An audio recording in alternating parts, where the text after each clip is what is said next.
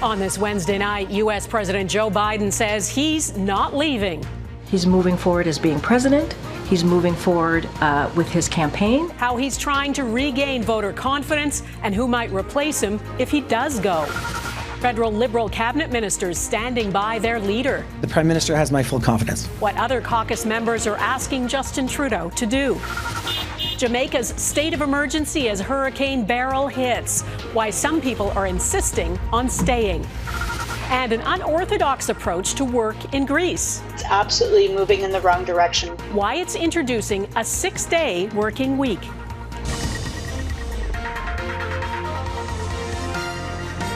Global National with Donna Friesen. Good evening and thanks for joining us. The American president appears to be standing firm in the face of speculation swirling about his future. Joe Biden told his campaign staff today he is in the race to the end, and the White House press secretary said he is absolutely not withdrawing from the November presidential election. His challenge is to try to restore confidence in his abilities after his faltering performance in last week's debate against former President Donald Trump. Even Biden now admits he didn't have a great night, and polls are emerging showing his support is slipping. Jackson Proskow has our top story tonight. There are more signs of a campaign and a presidency in crisis, with reports Joe Biden has told allies he's weighing whether to continue in the race. On a conference call, Biden told his campaign team, "I am running. I am the leader of the Democratic Party. No one is pushing me out."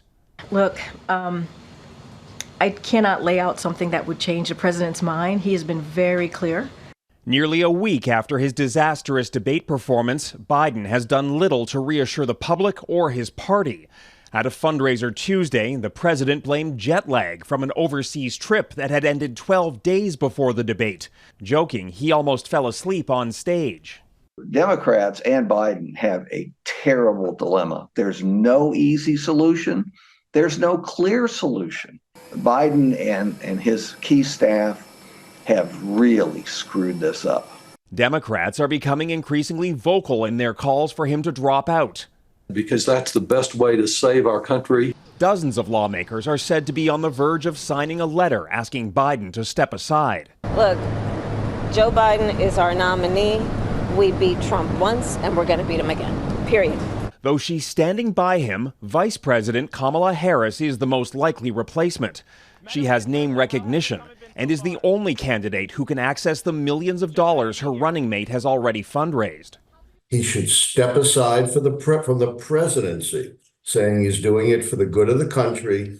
Let Kamala become president, release all his delegates to her. That's far preferable than Biden simply stepping aside and letting the Democrats brawl it out. Polls show Harris well positioned to take on Donald Trump. She has polled very well. She's about even with Trump in her national poll.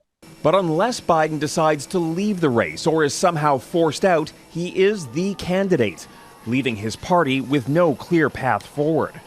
That's where we are today, really in a wait-and-see moment. Over the next few days, Biden plans to push ahead with a series of interviews to rebuild his image. It may be too little, too late. The fear is that if he stays in the race, every gaffe and stumble will now be highlighted as an example of why he's no longer fit to serve. Donna? All right, Jackson in Washington, thank you. Canada's Prime Minister is facing pressure, too, not because of his age or abilities, but because of his faltering popularity. That recent Toronto by-election defeat in what was a safe Liberal riding stunned many. Today, for the first time since that loss, Justin Trudeau talked about it publicly. He said he is engaged in important conversations over the future of the Liberal Party. Mackenzie Gray on the challenge Trudeau faces, keeping his team behind him.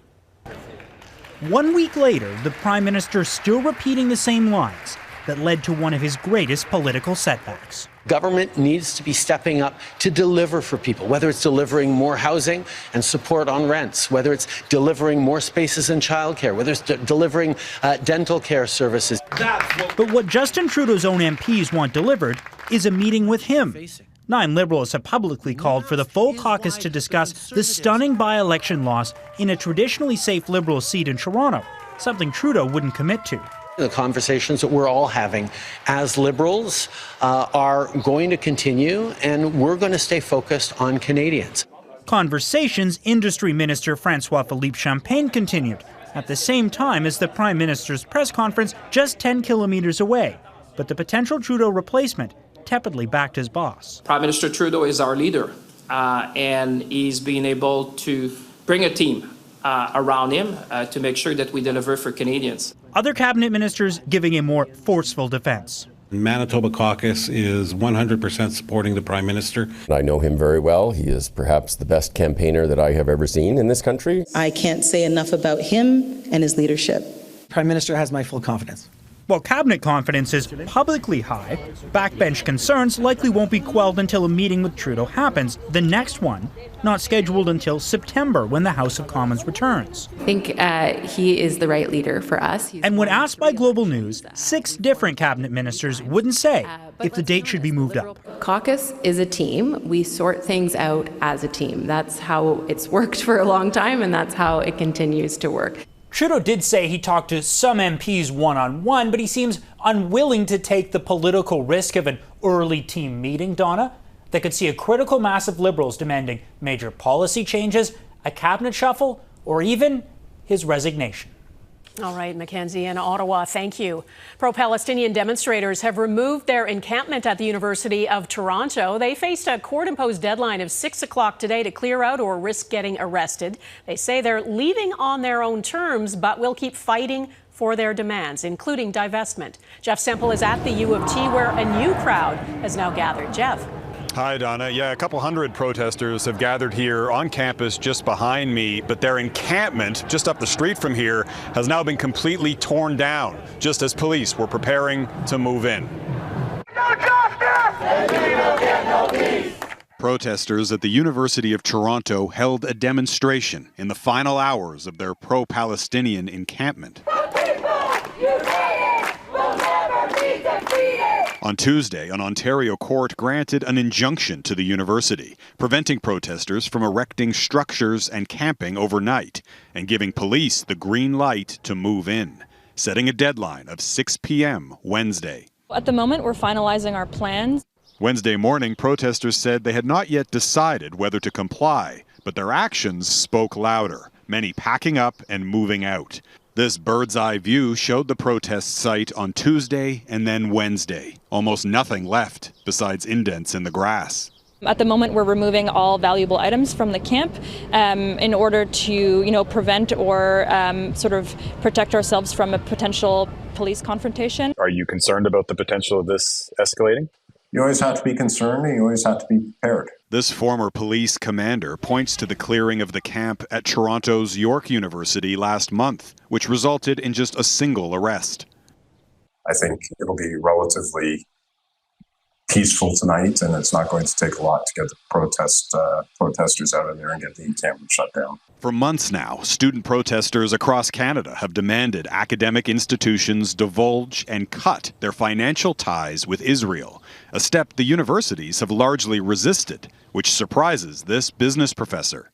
I think it's a good standard to be transparent. If you want to know all investments in Israeli companies, you can get that probably.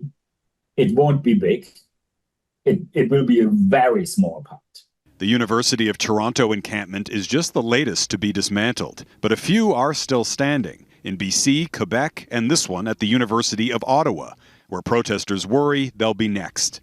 We're going to apply pressure in whatever way possible, whether we stay here on the lawn or not. And that needs to be clear from the students. We're not going to stop fighting. That sentiment echoed at the University of Toronto camp.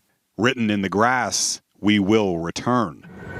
The University of Toronto president said about a month ago that he would consider divesting from Israel if the encampment was torn down. The university hasn't commented on that pledge yet today, but these protesters say that even without the encampment, they will continue their demonstrations until their demands are met. Donna? All right, Jeff Semple at the University of Toronto tonight. Thanks. Canada has a new head of the armed forces. As Global News reported last week, Lieutenant General Jenny Carignan is the first woman to be named Chief of the Defense Staff. She is a 38-year veteran of the Canadian Armed Forces and has served in Syria, Afghanistan, and Bosnia. Prime Minister Justin Trudeau made it official today.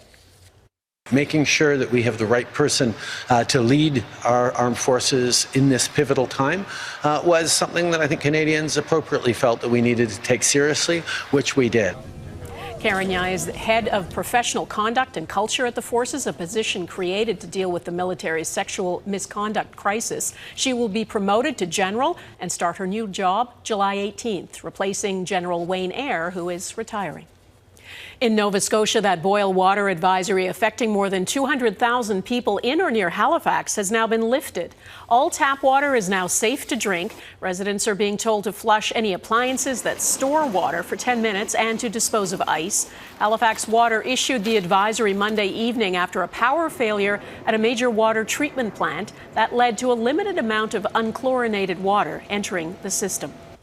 In Saskatchewan, 2 men who died trying to save a family who fell through the ice are being honored posthumously with a Carnegie Medal for heroism.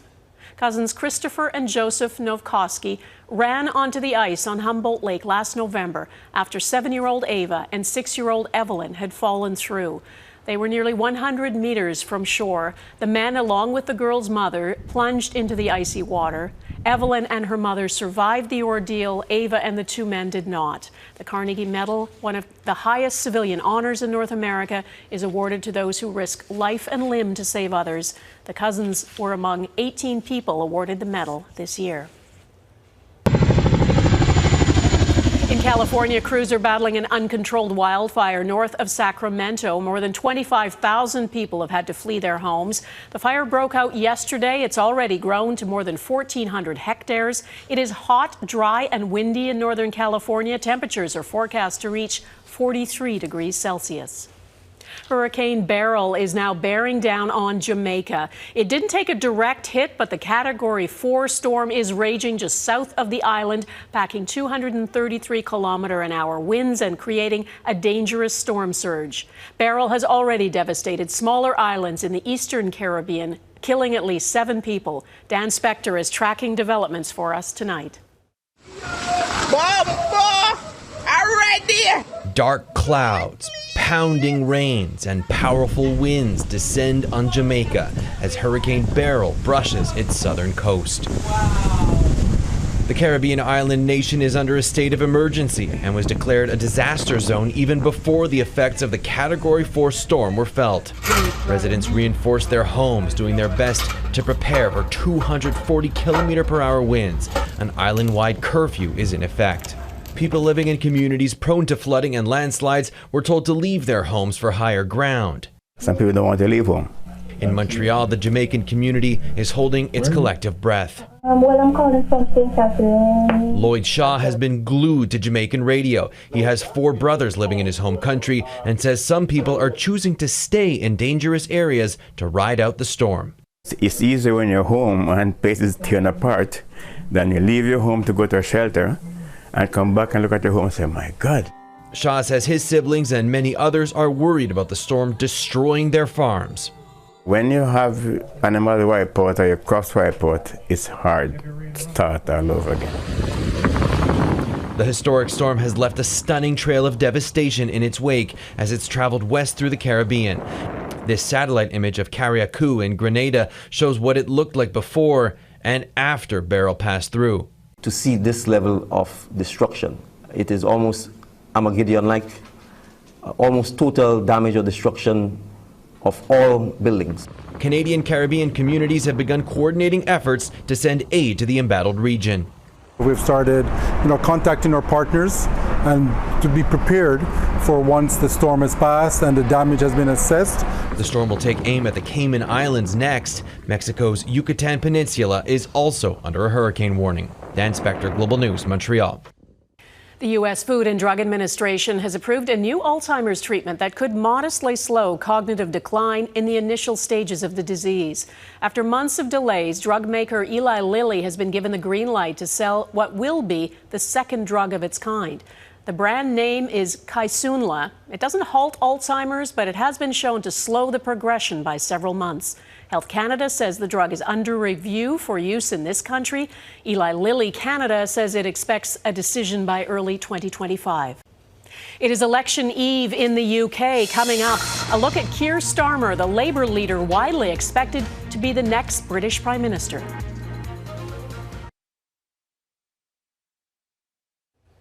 At least 5 people have reportedly been killed by a Russian drone and missile strike on the Ukrainian city of Dnipro. Social media video showed the moment a massive explosion rocked that city. Locals say more than 50 people were also injured in a blast, which damaged shops, schools, and hospitals. In the eastern city of Kharkiv, Russian strikes are said to have killed at least 1 person and injured 14 others. Tomorrow could be a historic in the UK. Voters are going to the polls in a national election, and it could be a game changer. The opinion polls make grim reading for Tory leader Rishi Sunak, who is facing a likely wipeout. The man who appears set to become Prime Minister is Labour leader Keir Starmer, a former high-profile human rights lawyer. Redmond Shannon takes a closer look at the man expected to take power tomorrow. Most British politicians are eager to play up how much they love soccer. It's been said Keir Starmer is such a fanatic, he actually has to play it down. Starmer tries to play football here with his friends every week, but that now could prove to be a lot more difficult than it was as opposition leader or as a busy lawyer. In his early legal career, Starmer was known for his pro bono work in helping environmental activists who had been sued by McDonald's, a sign of his desire to make the legal system more accessible. I think that means stripping judges and lawyers of their wigs and gowns. Rising to Director of Public Prosecutions, he successfully prosecuted a Tory Lord and 3 Labour Party MPs over fraudulent expenses. He was knighted for his work before becoming a Labour MP in 2015. Starmer's biographer, Tom Baldwin, is a former Labour Party advisor. One of the paradoxes about him is he's probably the most working class leader the Labour Party's had for a generation, and yet he's the first one ever to have the Sir prefix to his name before he got the job. Starmer's first task as party leader was to rid it of accusations of tolerating anti-Semitism. The report finds serious failings in leadership, processes and culture in dealing with anti-Semitism within our party. Starmer's predecessor, Jeremy Corbyn, said the scale of that problem was overstated. In response, Starmer, whose wife's family is Jewish, kicked Corbyn out of the party. During the war in Gaza, he faced criticism from the left of Labour for waiting 4 months before calling for an immediate ceasefire. His biographer says mending the scars of Brexit will now be a Starmer priority. So he wants to rebuild some of that soft power, Britain's reputation as fair dealers, sensible grown-ups. And milk is round the corner. A creaking National Health Service, migration and the war in Ukraine are just some of the other issues that will fill Starmer's agenda should he win. Redmond Shannon, Global News, London. Break it down ahead. Meet Canada's first ever Olympic breaker.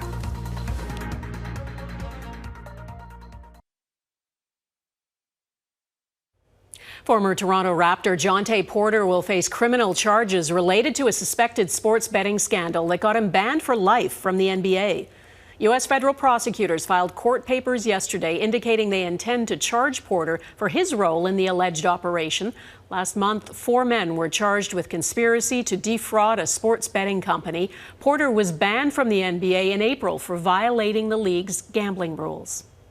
A Vancouver man could elevate Canada's medal count at the Olympics this summer by competing in a brand new event. Vancouver's Philip Kim is a world champion in breaking, the Olympic term for breakdancing. He'll represent Canada in Paris as breaking makes its games debut. Kim, known as Phil Wizard in breaking circles, was crowned world champion in 2022, and he just won gold at the Pan Am Games last fall.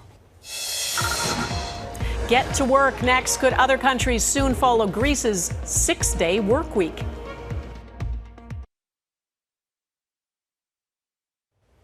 Well, countries around the world are toying with the idea of a 4-day work week.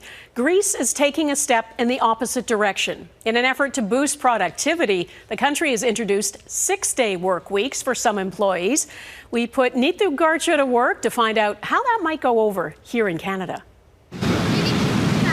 Greece has become the first European country to introduce a 48-hour work week. I haven't heard anyone who's happy about it because the expectation is this can spread to other industries. The new law applies to specific businesses which operate 24/7 and includes a 40% pay increase on the daily wage. The country's government says the change, which kicked off on Monday, is necessary due to population decline, labor shortages, and claims it can help economic growth. Some Canadian experts disagree, advocating instead for smarter work strategies to increase productivity. The world seems to be going in the opposite direction. We seem to be talking about how do we get down to a 4-day work week. That's incredibly regressive, and it's absolutely moving in the wrong direction.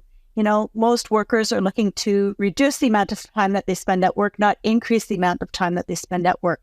And so we see in Canada a push to get to a 34-hour work week. They say Canadian productivity issues are more related to a lack of sector competition than issues with work hours. When you have so many industries that lack competition, there's no reason to be innovative. It's not that the Canadian worker is fundamentally lazy. It's just that they're not induced to work hard because the owners of the businesses that they work for are not afraid that somebody's going to come steal their business. Greek unions say the country already has the longest working hours in the EU, but workers are paid significantly less than their European counterparts, fueling a brain drain in young, educated Greeks. When you look at the countries that are leading in productivity in Europe, we're talking about countries like Ireland, Norway, Switzerland, Denmark, Germany. Those are all countries that have lower hours of work, more vacation time, and earlier retirement dates than what Greece has. As Greece pioneers a shift which will either face ongoing backlash or set a precedent. Neetu Garcha, Global News, Vancouver. That is Global National for this Wednesday. I'm Donna Friesen. Tonight's Your Canada is Brador Lake in Groves Point, Nova Scotia.